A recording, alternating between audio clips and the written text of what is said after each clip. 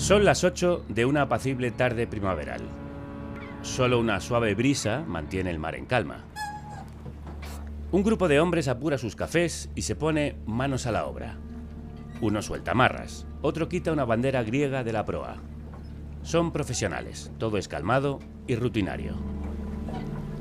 Pero esos hombres tan tranquilos, vestidos con el uniforme de guardacostas griegos o con pasamontañas para ocultar su rostro, se disponen a pasar la noche cometiendo atrocidades. Están a punto de propinar palizas. Van a desnudar, tocar y vejar a mujeres, lanzar por los aires a niños a lanchas hinchables, empujar al agua a personas con las manos atadas, robar teléfonos, arrancar dientes de oro. Tal vez hoy, de nuevo, van a matar.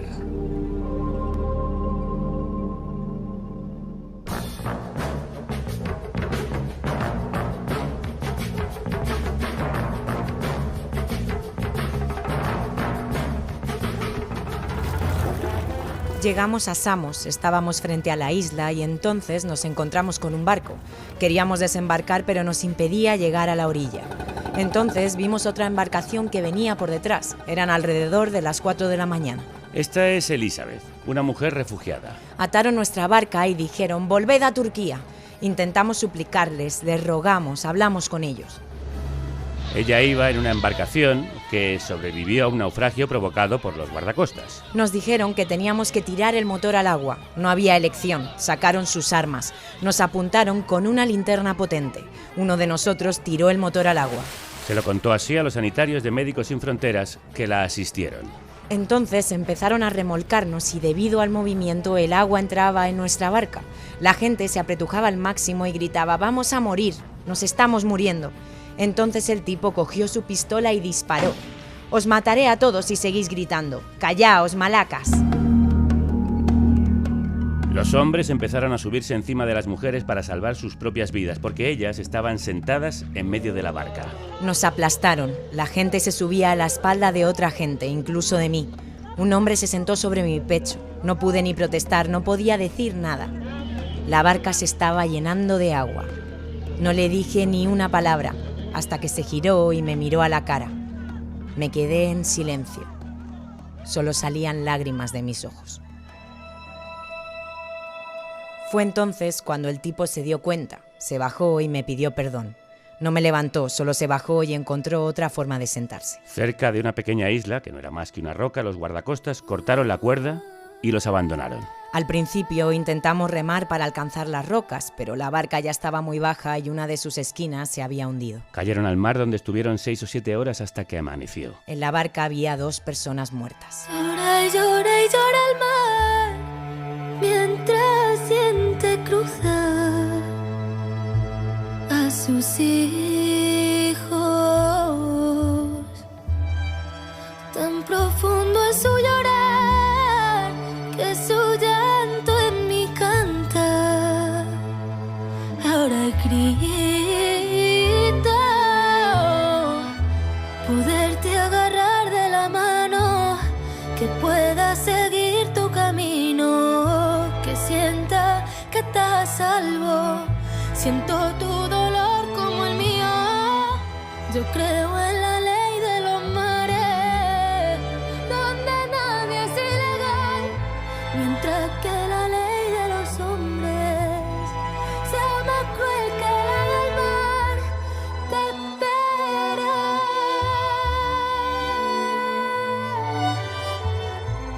te espera el mar.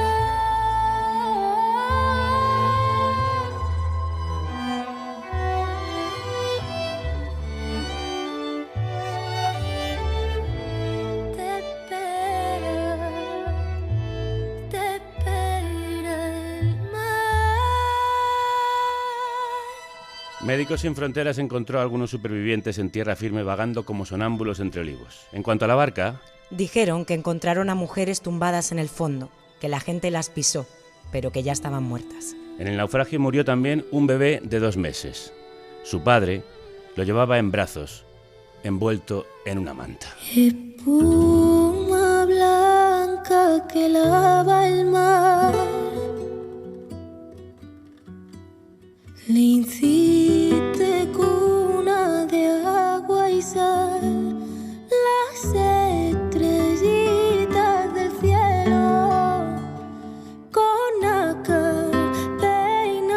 su pelo. Duerme, mi niño, no llores más. Agua serena te mecen.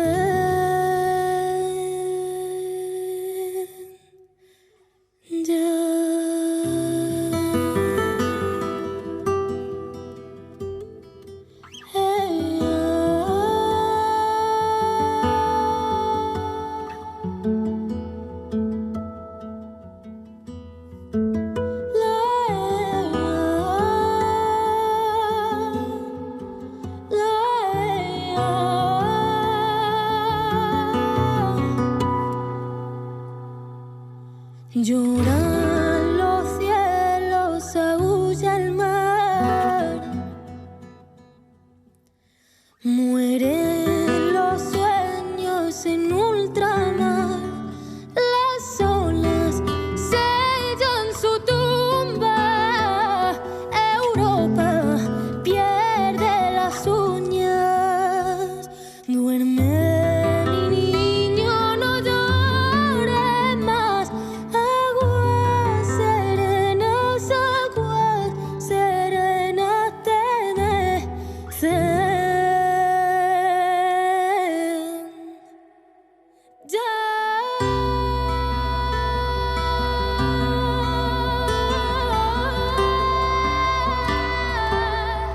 ¿Qué tal se oye el programa? Soy Kelu Robles, técnico de sonido de Carne Cruda, la que se encarga de que puedas escucharlo, de realizarlo en directo y de subirlo para que lo disfrutes. Y un programa con un sonido tan profesional no puede ser independiente sin tu apoyo, así que entra en carnecruda.es, pincha en Acte Productor y haz tu donación. Te dejo seguir escuchando. ¡Chao!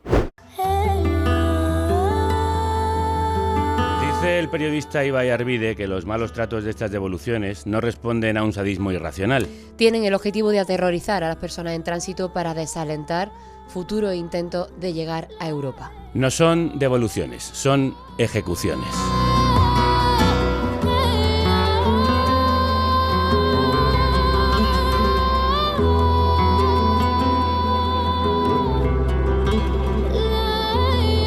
Hemos empezado con un texto y un testimonio de su libro Con el agua al cuello, muertes y devoluciones en caliente, la peor frontera de Europa, publicado por Capitán Swing. Ibai lleva 2 décadas mirando a la frontera y a la libertad de movimiento. Desde 2014 vive en Grecia, donde ha cubierto para medios españoles e internacionales la política migratoria europea.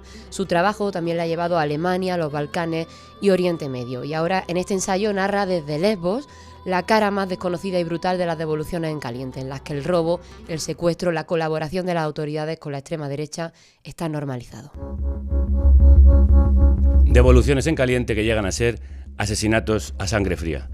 Ibai, crudos días, bienvenido de nuevo. Crudos días, aunque había escrito yo ese texto, escuchado así musicalizado y en vuestras voces, la verdad es que me ha parecido tremendo.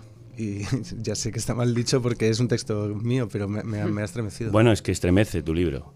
Hemos oído mucho la expresión devoluciones, pero leerlo en el libro y contado con esa crudeza realmente convulsiona. ¿De qué estamos hablando cuando hablamos de devoluciones en caliente? Cuando hablamos de devoluciones en caliente en el mar Egeo nos referimos a la interceptación de barcas que han entrado en territorio europeo, es decir, que están en aguas territoriales griegas o que han llegado a tierra firme y que son interceptadas tanto por los guardacostas como por lo que los y las migrantes llaman los hombres encapuchados, que es una especie de cuerpo auxiliar paramilitar que asiste en las devoluciones, y que son devueltas a la fuerza a las aguas turcas. Para ello se emplea una violencia sistemática y brutal, como la que habéis relatado, con el objetivo, por un lado, de expulsar a esas personas del territorio nacional de manera ilegal. Son deportaciones colectivas, digamos, que están prohibidas en el derecho internacional, y además tienen la intención de que desistan en su intención de viajar, y por eso tienen el objetivo de aterrorizar, y por ello se emplea una violencia que es bestial. La idea que tenemos aquí es la de la valla de Melilla, donde hay golpes, empujones para devolver a los migrantes, con la colaboración de la policía marroquí al otro lado, pero lo que tú has visto es otra dimensión de la violencia que a ti mismo te ha sorprendido, pese a llevar muchísimos años trabajando en el tema. Hemos empezado con ese ejemplo. ¿Qué más ejemplos de brutalidad hay en el Egeo? Sí, las devoluciones en caliente en la valla de Ceuta y Melilla se parecen bastante a las devoluciones en caliente en la frontera terrestre entre Turquía y Grecia, que son un fenómeno que se remonta más allá de 2020, que es cuando se generalizan en el mar, y que igualmente es algo no solo injusto, sino también muy violento. Lo añadido en el mar es que es un medio esencialmente peligroso, en donde la gente viaja en embarcaciones muy precarias. Para romper el motor, por ejemplo, igual que en el ejemplo que habéis leído, muy habitualmente se utilizan arpones o barras de hierro largas con las que también se golpea a la gente. Además de inutilizar el motor, es muy habitual asaltar a las personas y, como habéis leído en la introducción también, hacer cacheos de manera vejatoria. Por ejemplo, para robarles los objetos de valor que llevan, se les desnuda delante de todo el mundo, se les explora sus cavidades corporales con la excusa de buscar joyas, dinero oculto u otros enseres. Uno de los elementos que utilizan a veces como ejemplo de la vejación es que no se cambian de guantes entre un cuerpo y otro, entre adultos e incluso bebés. Se utiliza a los bebés amenazándoles con tirarles por la borda para aterrorizar a los padres y madres y para que sean dóciles, digamos, para que colaboren. Se utiliza la violencia vicaria, como por ejemplo dar la paliza a una persona al azar solo para que el resto sea advertido de lo que puede pasar, y esto es lo habitual. A mí lo que me sorprendía, como decías, Violeta, yo llevo trabajando muchos años y antes de trabajar había sido abogado, he trabajado en casos relacionados con la migración, y antes de ser abogado había sido activista. Aquí está, por ejemplo, mi compañera Aida, con quien compartí colectivo hace más de 20 años, y esto se supone que me convertía a mí en una persona especialista en esto, ¿no? Y yo reconozco que antes de vivir en Lesbos no era consciente ni del grado de violencia ni de lo habitual que era. Yo mismo tendía a pensar que no podía ser, que no era verdad, que no podía ser, que debía ser excepcional, porque cuando hablo de violencia extrema no me estoy refiriendo, no estoy utilizando una expresión. Estoy hablando, por ejemplo, de arrancar los dientes de oro de una persona porque no lleva un móvil lo suficientemente caro como para que se lo puedan quedar los guardacostas. Y estás hablando también de arrojar gente al mar con las manos atadas. Sí, yo he accedido como parte de una investigación que primero publiqué en El País y que después he ampliado aquí, a documentos de la Oficina de Derechos Fundamentales de Frontex, que no son precisamente una ONG o alguien sospechoso. Digamos, Frontex es la Agencia Europea de Fronteras, no es alguien precisamente sospechoso de ser favorable a los migrantes, en los que consta que los hombres encapuchados, estos paramilitares, llegaron a empujar desde una embarcación de la Guardia Costera a 8 personas con las manos atadas en una ocasión y a 4 en otra. 4 se ahogaron y una persona se ahogó. Esto fue en Samos en el año 2022. Porque ¿quiénes son estos hombres encapuchados que provienen de grupos de extrema derecha y qué relación tienen con el Estado heleno? Aquí está Verónica de Capitán Swing, que seguro que no le gusta que diga esto, pero esto no lo aclara el libro, en el sentido que el libro es un libro incompleto. En el libro yo explico hasta dónde llega la investigación, pero reconozco que la investigación no es completa y hay muchas cosas por investigar. Yo lanzo una hipótesis ahí, que creo que los hombres encapuchados, por la forma de actuar, deben ser parte de unidades especiales del ejército, pero reconozco que no he podido demostrarlo, no he podido contrastarlo. Pero hay varios elementos que en el libro sí se explican de la razón por la que digo esto. Lo que sí que es cierto es que estos hombres encapuchados no actúan de manera independiente, utilizan la infraestructura estatal, es decir, utilizan las embarcaciones del Estado, la información operativa que proveen los guardacostas y la propia Agencia Europea de Fronteras, la propia Oficina de Derechos Fundamentales de Frontex, en sus informes señala que es imposible que estos hombres encapuchados actúen de manera autónoma porque lo hacen de manera coordinada con los efectivos estatales. Como decía, el libro es incompleto en el sentido que no he podido demostrar, y es más, no he podido todavía entrevistar a ninguno de ellos, que es una de las cosas que me gustaría, porque creo que uno de los elementos, aunque no sea el principal es obviamente cómo esto repercute en las víctimas, pero me pregunto también cómo alguien puede volver después de realizar esto de manera sistemática, no un día, no algo puntual, sino de que su trabajo consista en ejercer una violencia brutal cada noche, cómo después se puede comportar en su día a día, porque al fin y al cabo seguramente es gente que vive en el mismo territorio pequeño en el que vivo yo. Sí, en el territorio de Lesbos. Un lugar del que hemos hablado muchas veces, un paraíso que se ha convertido en un infierno para los refugiados y para los migrantes.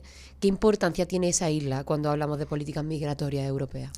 Lesbos es una isla que cumple, por un lado, una función efectiva, en el sentido que hay mucha gente que ha pasado a través de Lesbos en los dos sentidos. Desde el punto de vista histórico se ha migrado desde Occidente hacia Oriente y desde Oriente hacia Occidente, y hoy en día sigue siendo una de las principales vías de entrada. Es la tercera isla más grande de Grecia, una de las islas más grandes cercanas a Turquía. Sigue siendo importante, pero además a nivel simbólico Lesbos ocupa un lugar muy importante en la historia de Europa. Por un lado, porque Lesbos fue la tierra de Safo, de la poetisa de la antigüedad, que le dio una impronta cultural muy importante, pero también, más recientemente, durante la época otomana, Lesbos era una isla mucho más importante de lo que fue después en la Grecia moderna, y además, hoy en día, Lesbos es también una isla que durante muchos años simbolizó la solidaridad europea. En 2016, la población de Lesbos llegó a ser candidata al Nobel de la Paz por la solidaridad que mostraba, y en menos de 10 años, en menos de una década, ha pasado de ser un lugar conocido por la solidaridad a este escenario de las atrocidades que relatamos. Porque, como muy bien has contado también en muchos artículos y también en las redes, cuando la presión es insostenible, claro, se consigue que la población se agote, igual que se agota también a la población migrante y refugiada que está en esos campos absolutamente rebosantes. Repasemos cómo hemos llegado a este punto de necropolítica migratoria. Andrea Olea, crudos días. Crudos días. Bueno, como contaba Ibai, por posición geográfica, las islas griegas y especialmente Lesbos han sido lugar de tránsito a Europa para quienes huían de regímenes represivos de Turquía a Afganistán desde los años 70, 80 y 90 del siglo pasado. Con el nuevo siglo, el flujo de llegadas no se detuvo. De hecho, en 2008, en plena crisis financiera mundial, que como sabemos tuvo especial impacto en Grecia, se calcula que llegaron a sus costas más de 10.000 personas. 2015 es el año de la mal llamada crisis de los refugiados. Mal llamada porque no fue una crisis de personas, sino un momento de recepción y gestión de personas en busca de refugio. Sí, cerca de 857.000 alcanzaron las costas griegas por mar, otras 5.000 por tierra y 800 murieron intentándolo, según datos de ACNUR. Entre ellas, Aylan Kurdi, de 3 años. Sí, la foto del pequeño sirio ahogado en una playa de Turquía daría la vuelta al mundo. El cuerpo del niño Aylan Kurdi no tendría que estar encerrado inerte en esta bolsa. Como respuesta, la Unión Europea anuncia planes para endurecer la vigilancia del Egeo y en 2016 implementa el llamado Acuerdo de la Vergüenza con Turquía, por el que promete a ese país 6.000 millones de euros a cambio de que detenga el flujo de refugiados hacia Europa. Es un compromiso constructivo que constituye una condición previa para cualquier solución a la situación actual de la frontera greco-turca y a la difícil situación de los migrantes en esta zona. 2020 fue un punto de inflexión, Andrea. Turquía alega que la Unión Europea no cumple su parte del pacto migratorio y decide presionar abriendo la frontera por la que pasan miles de personas en poco tiempo. En enero de ese año, el campo de refugiados de Moria en Lesbos, con 3.500 plazas de capacidad, llega a albergar a 20.000 personas. Y es el mismo año en el que las devoluciones colectivas se convierten en parte central de la gestión fronteriza en Grecia, aunque en países como Turquía y los Balcanes, como cuenta también Ibai en su libro, eran habituales mucho antes. Y aunque la crisis con Ankara acaba siendo reconducida, desde entonces las políticas migratorias han seguido endureciéndose sin que por ello se detengan las llegadas. Gracias, Andrea. A vosotras. Ibai, ¿quién decidió convertir estas devoluciones en disuasiones? La decisión última es del gobierno griego, pero es un gobierno griego que hace de guarda de frontera de la Unión Europea. Recordemos que las fronteras griegas no son las fronteras nacionales, sino son las fronteras del conjunto de la Unión, y cuenta con el respaldo explícito de todos los gobiernos. A Grecia se le ha felicitado durante los últimos años. Se ha utilizado esa expresión, además, felicitarle por la reducción de llegadas, que es una reducción directamente relacionada con esta violencia sistemática en el mar y en el río, que separa Grecia y Turquía. Además, cuando Grecia, el 1 de marzo de 2020, suspende el derecho de asilo, que esto es algo gravísimo, se llegó a suspender, es la primera vez que la Convención de Ginebra queda suspendida en el territorio europeo desde la Segunda Guerra Mundial, desde su proclamación. Grecia no solo no tuvo críticas, sino que recibió el apoyo explícito no solo de la Comisión, con von der Leyen a su cabeza, sino de todos los gobiernos europeos, incluidos el gobierno español, por boca de su ministro Marlaska, que envió efectivos para implementar esta suspensión y que felicitó a Grecia. Además, von der Leyen en esa ocasión utilizó una expresión que es especialmente desafortunada. Dijo que Grecia es el escudo de Europa. Estaba haciendo de escudo, reproduciendo esta falacia de la invasión, ¿no? Como si los migrantes y las migrantes fueran una suerte de peones que envía a alguien para invadir o para cuestionar la soberanía europea, en vez de gente que escapa de situaciones en las que la Unión Europea tiene su responsabilidad. ¿El Convenio de Ginebra que citabas, que obliga a auxiliar a quien huye de conflictos, es oficialmente papel mojado? No, en Grecia se suspendió durante primero un mes, después se redujo de manera efectiva. No es papel mojado en el sentido que sigue vigente en teoría, pero todos los cambios legislativos, tanto los que se implementan, digamos, promulgando leyes, como las decisiones que aplican esas leyes, están reduciendo cada vez más hasta dejarlo en muchas ocasiones como algo residual. Pero creo que una de las tareas de cualquier persona con una mínima sensibilidad, incluidas las periodistas que tenemos una responsabilidad también social, creo que es recordar que sigue vigente y que que es de obligado cumplimiento. Exacto, que la exigencia de su cumplimiento no puede ser considerado algo ni utópico ni radical, sino algo como que debería ser el punto de partida, ni siquiera el punto de llegada. No es orientativo. Exacto. Sin embargo, tú recopilas decenas de casos de violencia flagrante por parte de guardacostas griegos y cuentas que sus homólogos turcos, aunque son igual de violentos, al menos no vejan, no roban a las personas en tránsito. ¿En qué se basa la excepcionalidad griega en este sentido de tantísima violencia? ¿Por qué? Yo creo que por un lado es probable que haya un componente ideológico en 2010 entre 2010 y 2013, cuando el partido neonazi Alba Dorada, Amanecer Dorado, estaba todavía existía, digamos, era una organización paramilitar con un brazo político. Había diferentes estudios que mostraban que un mínimo del 45% de los policías griegos votaban a los nazis.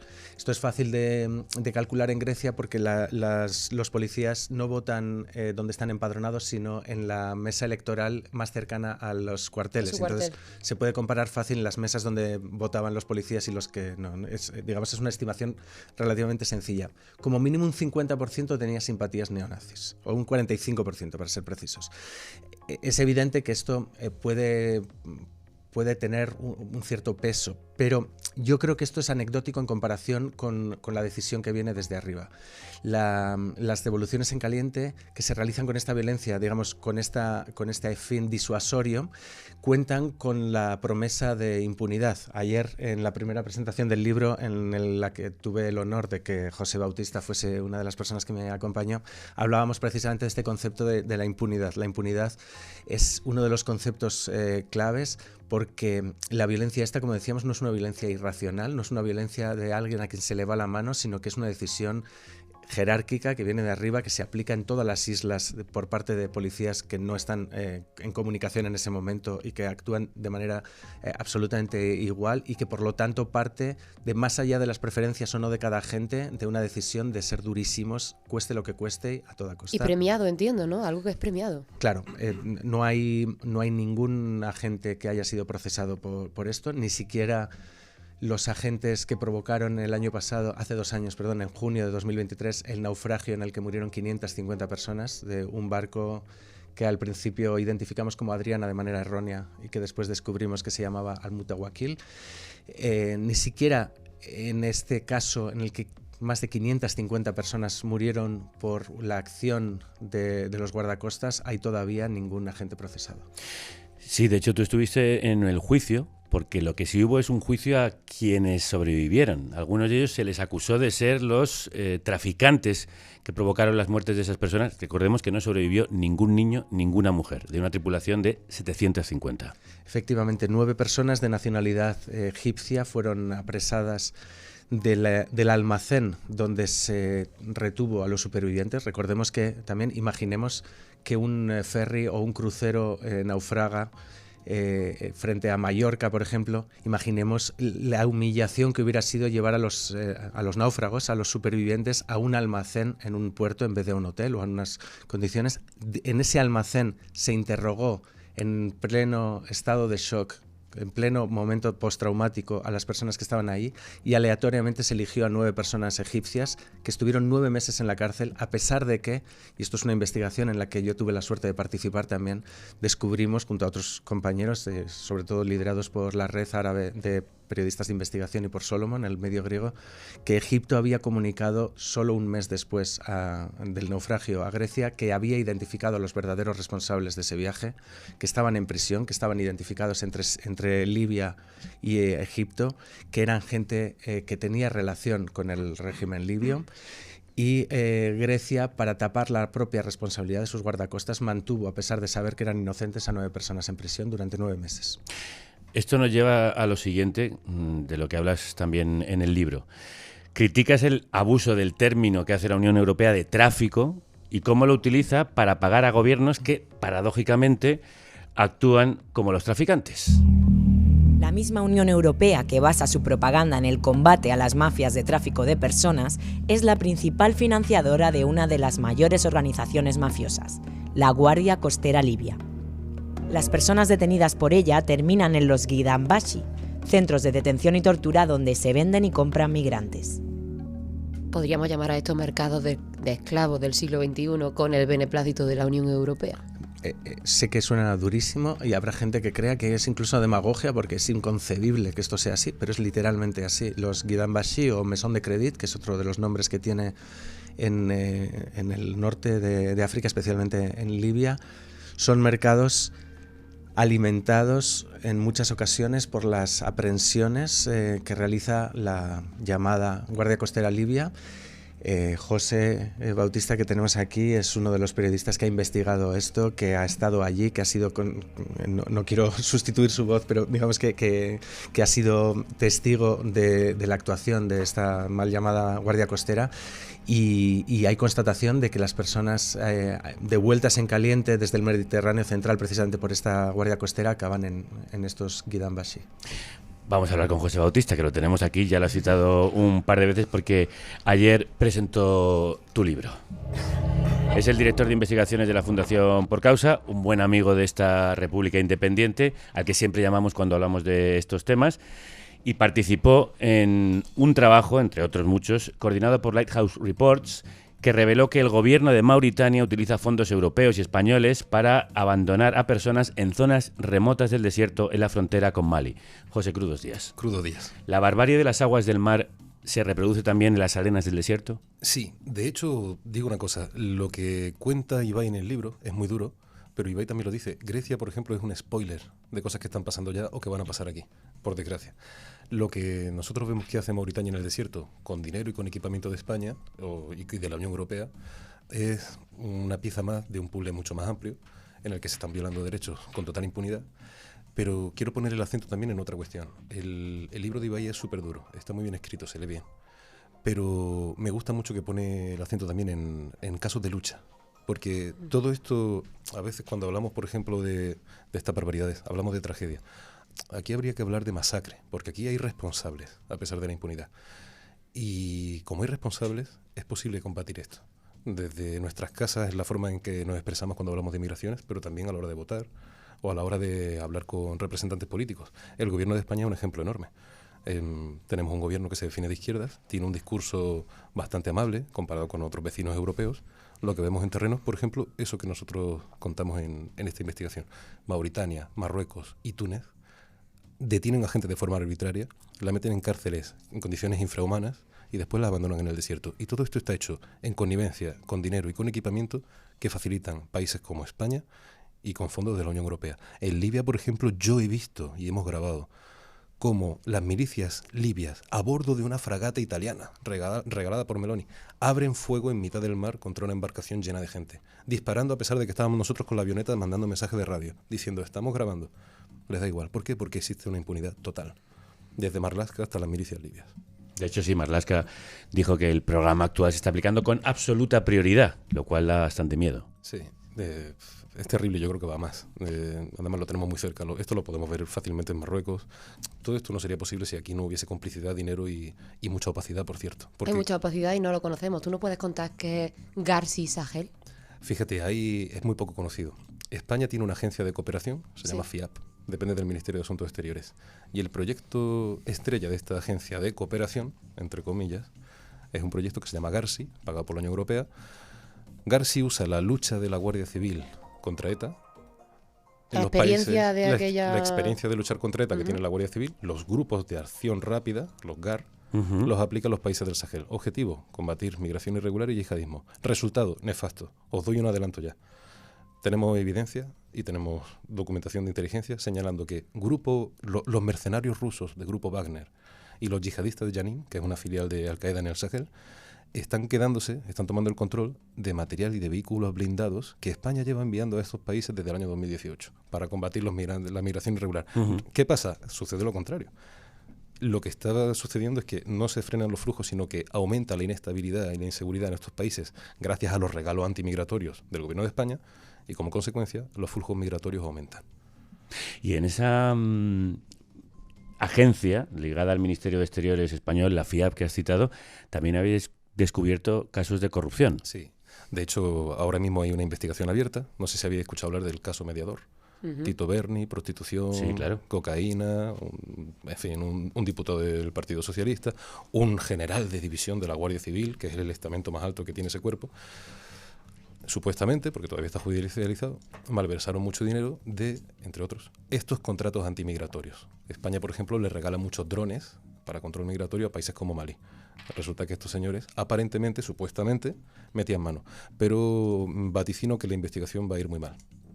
Por ejemplo, hay distintas instancias se han ocupado de cambiar los peones de este tablero. Han cambiado todo para que nada cambie. Pongo un ejemplo de muchos.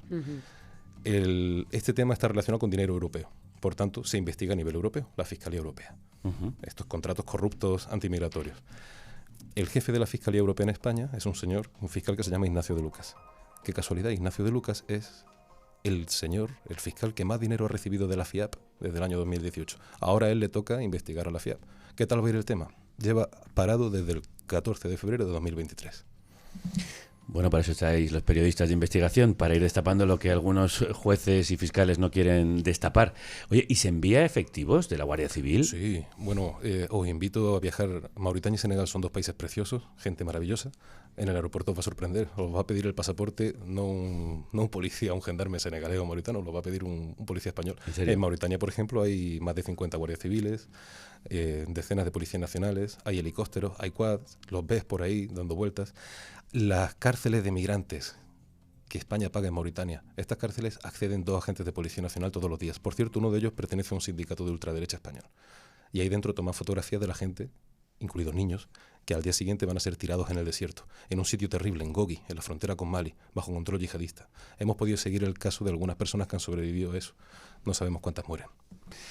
La conclusión de todo esto es que la violencia es parte del sistema de control de personas y se aplica contra los que intentan entrar y también contra los que denuncian esa violencia, los que vigilan a los vigilantes.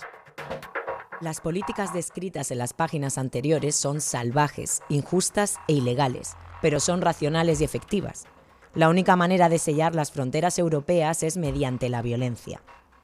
No existen formas progresistas y humanitarias de gestionar las vallas de Melilla, las patrulleras de Frontex o los centros de detención. Los progresistas que defienden la existencia de dichos mecanismos y al mismo tiempo sostienen la vigencia de los derechos humanos son ingenuos o poco honestos. Sin la violencia, las fronteras no son efectivas. Ibai, ¿existe una forma de racionalizar el flujo de personas sin violencia? Porque no parece que a día de hoy la sociedad esté dispuesta a aceptar la libre circulación, me temo. No, y yo creo que aquí... O sea que esta verdad es una verdad muy incómoda para el campo progresista, porque cada vez más, por ejemplo, se oyen desde posiciones de izquierdas estas apelaciones a... La izquierda no puede posponer el debate sobre la inmigración, ¿no? Que es una forma eufemística de decir tenemos que corresponsabilizarnos de las políticas de fronteras. El problema es que no hay una manera progresista de hacerlo. Es imposible, porque la única manera de cerrar una frontera efectivamente no estoy hablando de la idea de cerrar una frontera, sino de impedir el paso de las personas, es a través de vallas, es a través de devoluciones en caliente. Si no, las fronteras, cuando hay una voluntad más multitudinaria o no, o individual de traspasarlas, no son efectivas. Y por lo tanto, esas personas que se dicen de izquierdas y que dicen que aquí no hay sitio para todos, o que las fronteras o la gestión de las migraciones no puede ser delegada a la derecha, nos tienen que explicar cómo, si es que quieren pintarlas de rojo, o cómo quieren hacerlo de manera progre. Porque la única manera de ser realmente progresista es decir, bueno, que las personas circulen libremente, como ha ocurrido en muchos momentos de la historia. Es que en este país la migración, la emigración, el ir a buscarse la vida a otro lugar, no solo ha formado parte de la costumbre, digamos, por la necesidad, que esto ha sido enorme, sino incluso de la identidad de muchos de los pueblos que forman el Estado estatal, ¿no? En Canarias, ir a Venezuela era parte, estaba absolutamente normalizado, era parte en Euskadi, de donde vengo yo, que el hermano progenitor heredase el baserri, el segundo fuera el cura que va al seminario y el tercero fuera América, forma parte del acervo cultural, de las canciones que se cantaban, forma parte de nuestra identidad. Incluso yo tengo primos en Uruguay. Es decir, las migraciones no solo no son algo nuevo, sino que ha sido algo positivo tanto para el país emisor como para el país receptor. Lo que es nuevo, lo que es una extravagancia, es pretender cerrar las fronteras. De hecho, tú recuerdas el caso del actual primer ministro griego, Kyriakos Mitsotakis, que fue refugiado de niño durante la dictadura de los coroneles en Grecia, y es el que más ha endurecido las leyes de asilo. ¿Tenemos un problema de desmemoria? Yo creo que hay un problema de privilegio, más bien, en el sentido que el padre de Kyriakos Mitsotakis, actual primer ministro, que fue también primer ministro en su día, en 1968 tomó una barca y cruzó el mar Egeo para escapar de un régimen autoritario. Él mismo había sido un guerrillero contra la ocupación de su país, contra la ocupación alemana nazi, de posiciones liberales, y utilizó este método de cruzar el mar Egeo para salvar su vida con la intención de llegar a París. Una vez que estaba en París, reagrupó a su familia, que eran 3 hijas, su mujer y un bebé. Ese bebé vivió 6 años en el exilio. Ese bebé se llamaba Kyriakos y es el actual primer ministro. Cuando Kyriakos Mitsotakis tenía la misma edad que su padre cuando subió a una barca, se convirtió en primer ministro. Y 7 meses después fue el que suspendió el derecho humanitario y el que ordenó evitar toda llegada a todas las costas y a toda costa. La primera víctima mortal de esa decisión fue un bebé que tenía la misma edad que cuando él se convirtió en refugiado, que es un bebé que cayó por la borda en el sur de Lesbos cuando los guardacostas realizaron maniobras que provocaron el naufragio de una patera. ¿Y Mitsotakis no se ha enfrentado nunca a esta contradicción tan flagrante? Por eso decía que yo creo que no es un problema de contradicción, sino de privilegios. Cuando tú naces en una familia en la que crees que por el orden natural de las cosas a ti te corresponden ciertos privilegios, para la familia Mitsotakis, Grecia, el Estado griego, es su negocio familiar. Mitsotakis es hijo de primer ministro, es nieto de un importante diputado, es sobrino nieto de Eleftherios Venizelos, que es el que le da nombre al aeropuerto de Atenas, que fue el creador de la Grecia moderna. Y las élites nunca se aplican para sí mismas lo que exigen para los demás. Esto en economía lo vemos continuamente, ¿no? Como los empresarios que no dan un palo al agua quieren bajar el salario mínimo porque les parece inasumible que los trabajadores y las trabajadoras cobren un sueldo digno. Las élites nunca creen que lo que a ellas les corresponde por derecho natural divino deba ser un derecho universalizable. De hecho, la diferencia entre privilegio y derecho es precisamente la vocación de universalidad o no. Y luego está la persecución de quienes intentan ayudar. Tú cuentas que hoy esperar la llegada de una embarcación para prestar ayuda puede suponer una condena de hasta 10 años de cárcel por favorecer la inmigración ilegal. ¿Qué ha supuesto esa creciente criminalización de ONGs y voluntarias? Cuando en Lesbos y en otras islas hablamos de criminalización, no es... yo muchas veces tengo que aclarar que no utilizo el término como metáfora, que no se trata de juicio y cárcel. Exacto. Yo tengo amigas, y luego hay mucha gente que no es mi amiga, pero que también está en la misma situación, más de 30 personas que llevan más de 5 años en juicio, es decir, procesadas, a las que se les ha llegado a pedir más de 20 años de cárcel por realizar rescates, por formar parte de organizaciones de rescate, porque se considera que rescatar vidas en el mar es de alguna manera favorecer la inmigración ilegal. 3 bomberos sevillanos en enero de 2016 fueron detenidos cuando acudieron a una llamada de socorro en el mar.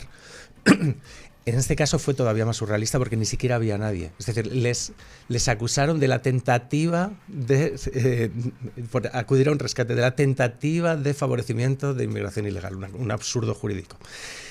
Pero esta criminalización sirvió, por un lado, aunque no ha habido condenas, la amenaza de facto y lo que supone estar 5 años pendiente de un juicio gravísimo, pues ha significado que ya la imagen de voluntarias esperando a las pateras con mantas térmicas, que fue la imagen que hizo mundialmente conocida a Lesbos, haya sido sustituida por los hombres encapuchados que persiguen a estas personas. ¿Y cómo hemos llegado hasta aquí? Lo hemos contado muchísimas veces. La idea ha calado gracias al constante bombardeo de xenofobia en los medios y en las redes, por parte de partidos políticos también, que culpan a los migrantes de todos los males, como ya ocurrió en el siglo XX, no nos cansaremos de repetirlo, con el surgimiento del fascismo y el nazismo. Que Grecia haya abandonado deliberadamente a 100.000 personas en el mar no ha generado un escándalo, porque los partidarios del régimen de fronteras han conseguido inocular la idea de que el problema sería que esa gente alcanzara la costa.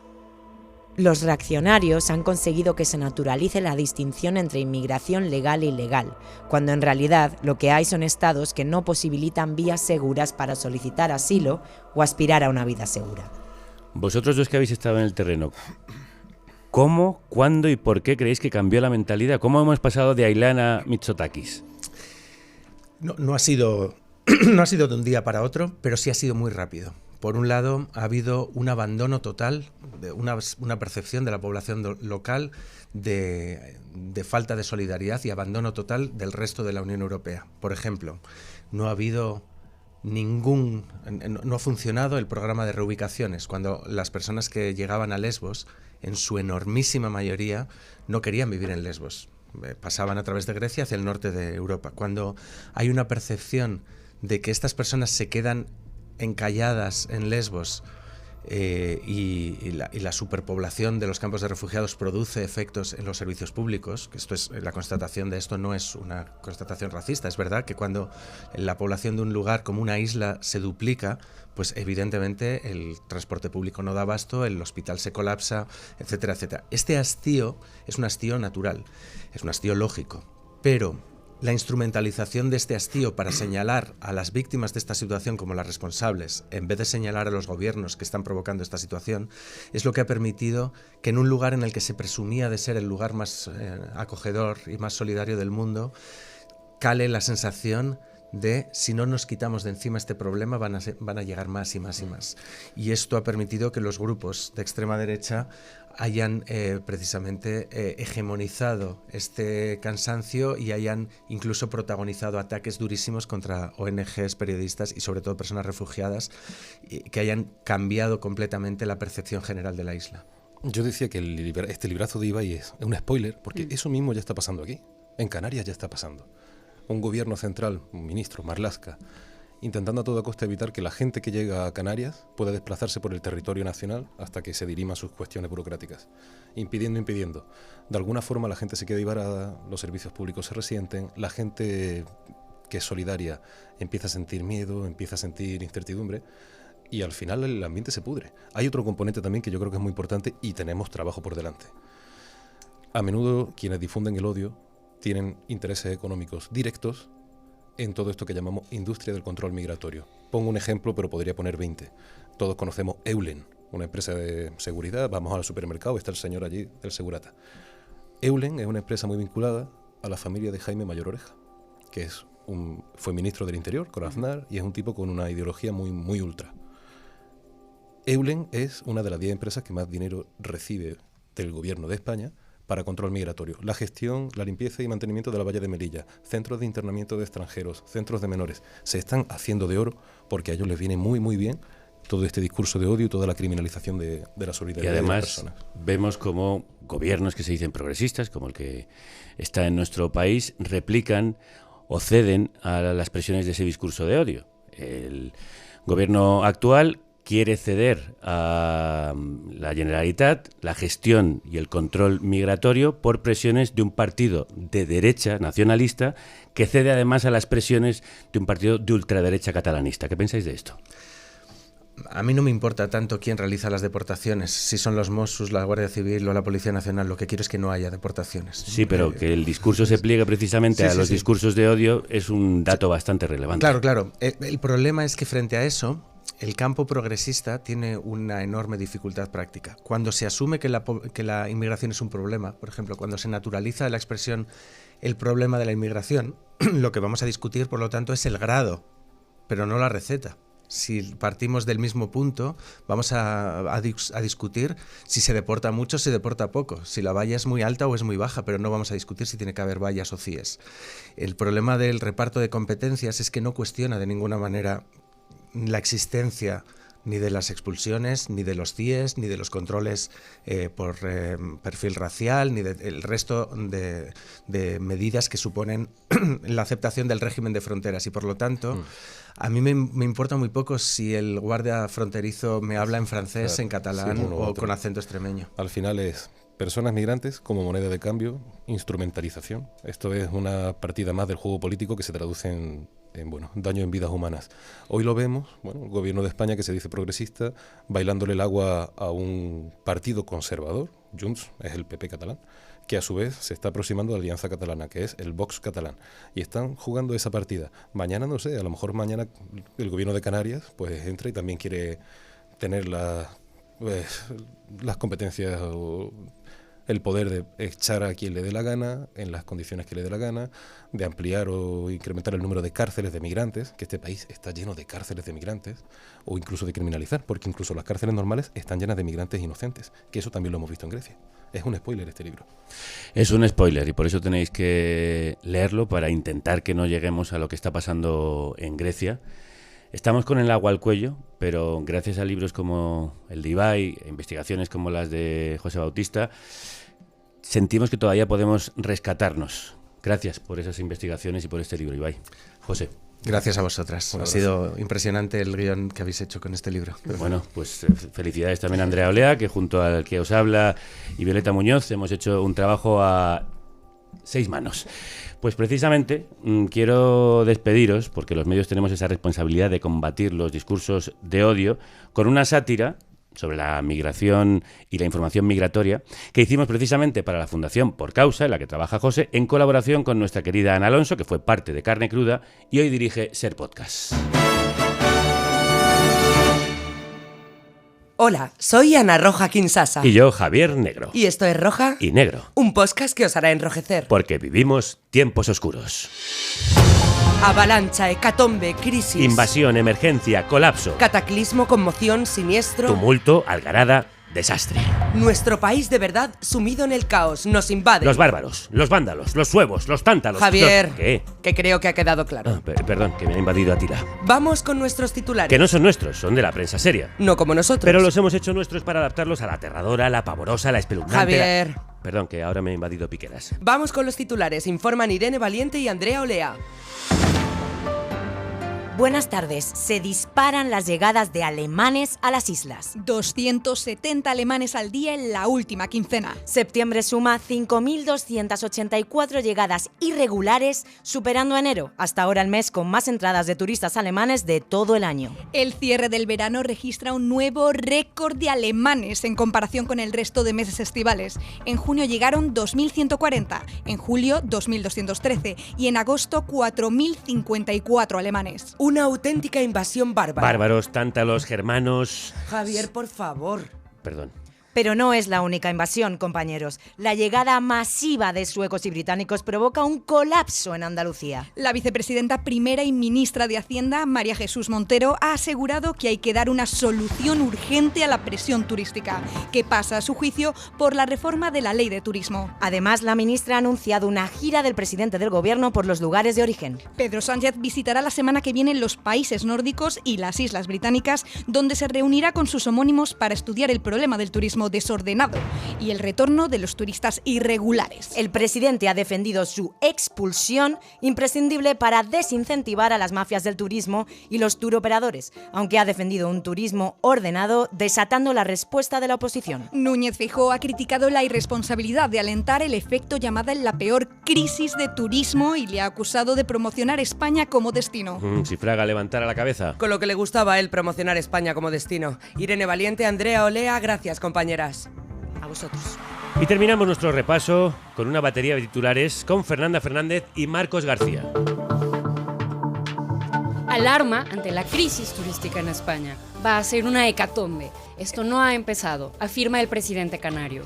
Avalancha migratoria. Las llegadas irregulares de norteamericanos en Boeing 747 se cuadruplican en un año. Radiografía de un colapso anunciado. El archipiélago canario bate los récords que ya pulverizó en 2023. Avalancha. Baleares recibe casi 200 italianos en menos de 48 horas. Y hasta aquí nuestro repaso informativo de la avalancha, la hecatombe, la crisis. La invasión, la emergencia, el colapso. El cataclismo, la conmoción, el siniestro. El tumulto, la algarada. Suficiente, compañeros, creo que se ha entendido. Fernanda Fernández y Marcos García, muchas gracias.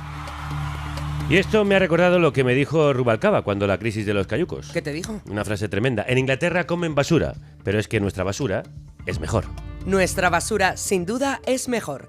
Lo que me recuerda que es buen momento para dar paso a la actuación musical de hoy. No podrías haber hecho un paso más bonito. Nos ha costado mucho tener con nosotros a esta artista porque está muy solicitada por distintas causas, pero ha elegido nuestro programa antes de su actuación esta noche.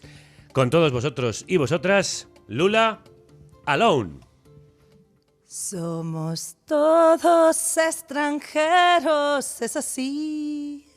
Disculpad, pero tenemos que interrumpir la actuación de Lula Alone porque la invasión sigue, no para, sigue. Javier. No, perdón. Pero es cierto, nos esperan nuestros expertos para analizar la avalancha que estamos sufriendo. Hoy nos acompañan dos analistas todólogos, Gumer y Sindo. Gumer, tu análisis en profundidad del colapso, la avalancha, el cataclismo, etc. Bueno, indudablemente no es un problema de ahora, viene de mucho antes, del franquismo. Acordaos de que entonces ya se decía que vienen los suecos. ¡Y las suecas! Javier, por favor. López Vázquez, que me ha invadido. ¿Y tu opinión, Sindo? Me alegra que me hagas esa pregunta. Tiene mucha razón Gumer, el otro contertulio. Viene del franquismo, pero como otras cosas. Algunos jueces, algunos polis, algunos del PP. Bueno, que viene del franquismo, pero siguió en la transición. Acordaos de esa peli Vete a Alemania, Pepen. Y hasta aquí nuestro análisis plural, en profundidad, con nuestros analistas que representan todos los colores del espectro político. El blanco y el negro. Ahora sí, creo que podemos volver a escuchar a nuestra cantante invitada. La única, la insólita, la irrepetible, la inclasificable, la insuperable... Ana, ¿tú también, bruta? Perdón, que tú también me has invadido. Con todos ustedes, Lula Alone. Somos todos extranjeros, es así.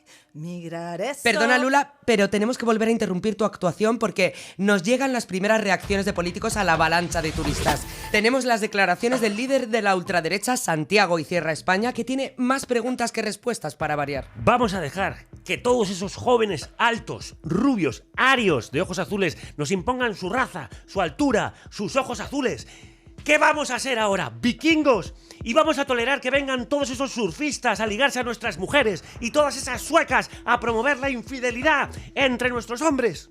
Quien ha tomado una postura totalmente distinta es la presidenta madrileña. Así es, Isabel de Castilla ha colgado de la fachada del Palacio de Presidencia de su comunidad un cartel de Welcome Tourist y ha declarado: Madrid es el sistema solar dentro del sistema solar, la Vía Láctea dentro de la Vía Láctea, el universo dentro del universo. Por eso, aquí nunca te encuentras con tu exnovio y cabe todo el mundo, siempre que sea venezolano o rico. O venezolano y rico. Vamos a ver si por fin podemos escuchar a nuestra cantante, la extraordinaria, la inconmensurable... Ana. ¿Qué? No empieces. Es que me invades. Con todos vosotros y vosotras, Lula Alone. Somos todos extranjeros, es así. Migrar es solo una forma de Perdona, vivir. Lula, de verdad que lo sentimos, pero es que la actualidad nos atropella como la avalancha. Y tanto, nos llega una ultimísima hora. La invasión está llegando a los hogares españoles. Así es, no solo invaden nuestras playas y nuestras costas, ahora además están ocupando nuestras casas. Cada día cientos de nuevos casos de ocupas, de turistocupas. Tenemos con nosotros un testimonio estremecedor. Antonia, cuéntanos lo que te ha pasado, lo que te atraviesa. Pues nada, esta mañana bajé a comprar el pan y a pasear al perro. Tranquila. O sea, 10 o 15 minutos. Y cuando volví, un fondo buitre me había ocupado la casa. Dios mío. Se había convertido en un piso turístico. Y ahora están allí unos holandeses. Impactantes declaraciones, Antonia. La inseguridad es tremenda, ¿no? Sales a comprar el pan, bajas a pasear al perro y un holandés te ha ocupado la casa y te ha echado del barrio. Así es, y por eso tenemos un mensaje de nuestro patrocinador, Insecuritas Indirect. Si bajaste a poner la sombrilla a la playa antes de que un turista te quitara el sitio y cuando volviste otro turista te había ocupado el piso... Si te fuiste de vacaciones y al volver había un turista en tu salón jugando con tu PlayStation... Si mientras otro turista te ocupó tu segunda vivienda, la de la playa... Alarmas Airbnb. La alarma que detecta el sonido de los troles a 1 kilómetro de distancia y te avisa de si hay un turista cerca de tu vivienda. Y si ya te han entrado en casa, llama a Despreocupa y despreocúpate. Nosotros nos ocupamos de ellos. Y vamos ya así, sin más interrupciones, con esa esperadísima actuación. Lula Alone. Somos todos extranjeros, es así. Perdona, Lula, de verdad que lo siento, que me duele más a mí que a ti, de verdad, pero con unas cosas y con otras nos hemos quedado sin tiempo. Si queréis disfrutar del nuevo single de Lula Alone, ya tendrá que ser esta noche en directo. Y antes de terminar, un mensaje de nuestra cadena. Todas las noticias narradas por nuestros colaboradores son reales y han sido publicadas en medios españoles. Solo ha cambiado la nacionalidad de los protagonistas y la palabra inmigrante por turista. La frase de Rubalcaba también es verídica. Hasta aquí, roja y negro. Gracias por vuestra atención. Y cerrad bien vuestras casas. No cuento más que fronteras hacia cualquier dirección. Mi estrella fue de tercera. No mi sol, no mi sol. Mi cuerpo choca con leyes para cambiar de lugar. Mi sueño rey entre reyes echa a andar. Cuento larga lista de todavías, marginado de un mundo que hago y no vivo. Cada confín es un agravio a mi sudor. Mi verso, mi sangre, fronteras de tierra, fronteras de mares, fronteras de arena, fronteras de aire, fronteras de sexo, fronteras raciales, fronteras de sueños y de realidades.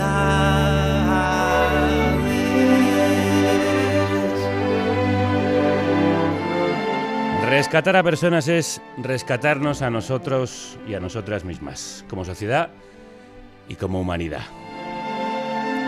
Hay programas que nos rescatan, como este, y programas como el nuestro que necesitan ser rescatados.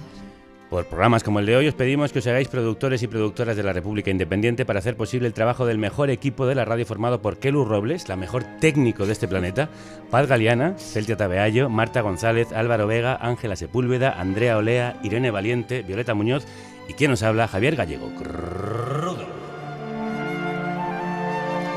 Y productora es Aida, amiguísima de Ibai, con el que se ha encontrado aquí por casualidad. Encuentros es lo que necesitamos, encontrarnos en lugar de desencontrarnos. ¿Cómo estás, Aida? Felicísima. ¿Verdad? Ya solamente pensaba que iba a ver al mejor equipo de la radio, junto con uno de los mejores activistas y compañeros de mi vida, pues estoy aquí, que es que no quepo en la silla. Alguien ha guionizado, tu día de hoy. Ha sido, bueno, es que... No quepo en la silla de felicidad. Pues mira, para que no quepas de verdad y que se apretuje la gente ahí en esa tribuna en la que estás, en esa grada, a ver si la gente se anima y también es productora de este programa, ¿verdad? Que somos necesarios, no contingentes. Súper necesarias. Y me gustaría añadir, a lo mejor como toque final, una de nuestras consignas de Ibai, todas las compañeras que hemos trabajado contra el régimen criminal de fronteras en Europa. En este sentido, no borders, no nation, stop deportations. Fronteras famosas, fronteras de hambre, fronteras de oprobio, fronteras legales, fronteras de odio, fronteras infames. Mi país es pobre, mi piel me cunge, mi gobierno proscrito, mis huestes utópicas. Soy candidato al inventario de la omisión por no ser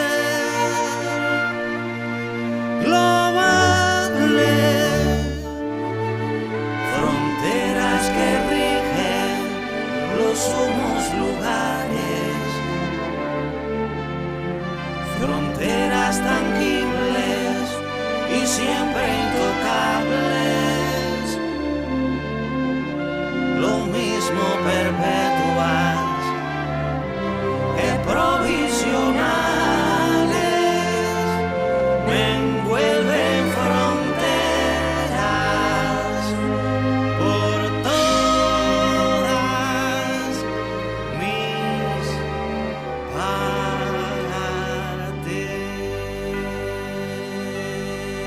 Mañana volvemos con otra luchadora. En vísperas del 8M entrevistamos a Cristina Almeida. Hasta entonces... Salud y república. Y que la radio... os acompañe.